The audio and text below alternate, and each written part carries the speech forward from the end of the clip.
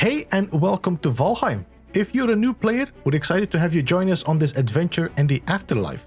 With the recent release on Xbox, even more players are discovering the world of Valheim and embarking on their own Viking journey. Valheim is a game that encourages exploration, cooperation and creativity.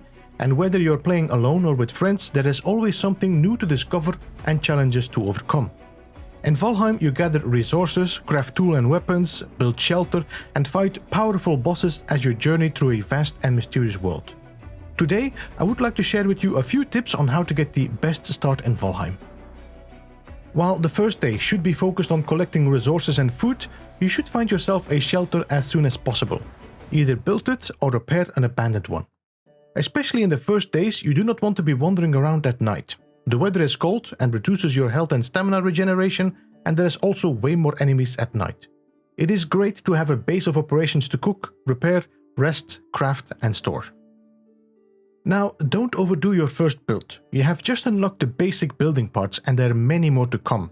Spending too much time on your first home will be pointless, as you will no doubt want to change or upgrade your base every time you discover new materials. Also, the world is big. There will be so many amazing locations later where you want to build instead.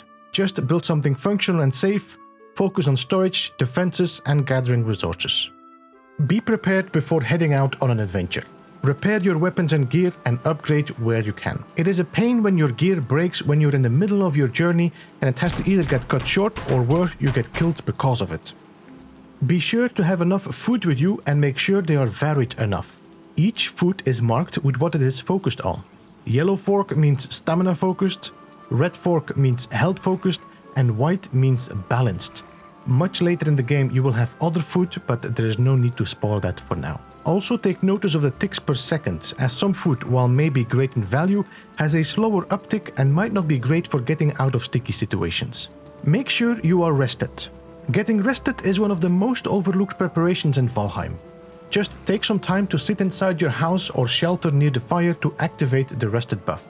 After 20 seconds you will get an icon at the top right of your screen sharing how long this buff will last. You can extend this timer by creating a more comfortable home. Many of the furniture will add to that comfort value, for example deer rugs, benches, chairs, tables, banners and so on. The higher your comfort level, the longer you will be rested. Being rested will result in your health and stamina regenerating much faster, and it will also cause you to level up your skills much quicker. It is possible to currently max out your rested bonus to 25 minutes, which is 4 minutes longer than a day lasts in Valheim. There is no rush. Bosses are not going anywhere, and you do not want to be unprepared for what happens after defeating a boss. Each boss has its own set of mob rates, and they get harder the further you get into the game. For example, as long as the first boss, Ektir, is alive, you will only have his kingdom attacking you, which means you get attacked by boars and necks, which is a pretty mediocre attack and it gives you free food every time. Once you defeat Ektir, you will get raids from the following boss, which are Grey Dwarves and their big brothers, Brutes and Shamans.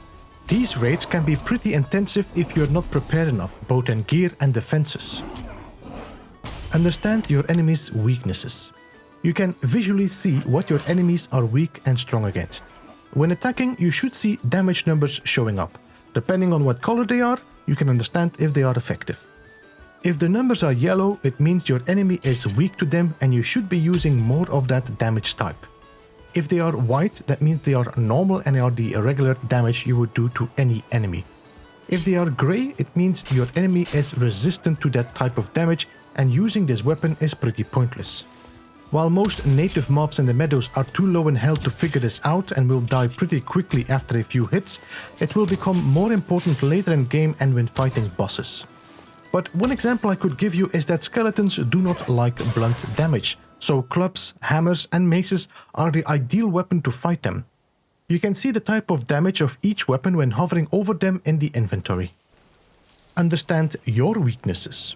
Your armor also has its own stats and it should be checked. While most basic armor will be mainly slowing you down or having low values, some of the armor is either resistant or weak against certain types of damage, so be sure to wear the right armor when going in certain biomes. And lastly, play with friends. Seriously, Valheim is a great adventure when playing solo, but it's amazing with friends. The game has great multiplayer support and surprisingly stable for an early access game. With the latest release on Xbox, you can now also join crossplay, so you can join other players on PC or dedicated servers. Building, exploring and fighting are so much more fun when it's together. Apart from that, it's also a great game to play together alone. You can all be in the same world doing your own thing and go and check out what your friends have built or if they need a hand getting their stuff back after getting killed. And these were just a few tips I have for you today. There are many more things that can improve your gameplay, and I will be sharing some of them on the screen right now. And if you're one of those veteran Vikings, what would be a suggestion you would tell our new players? Let us know in the comments. If you enjoyed this video, then hit the thumbs up, and I will see you again next time. Goodbye for now.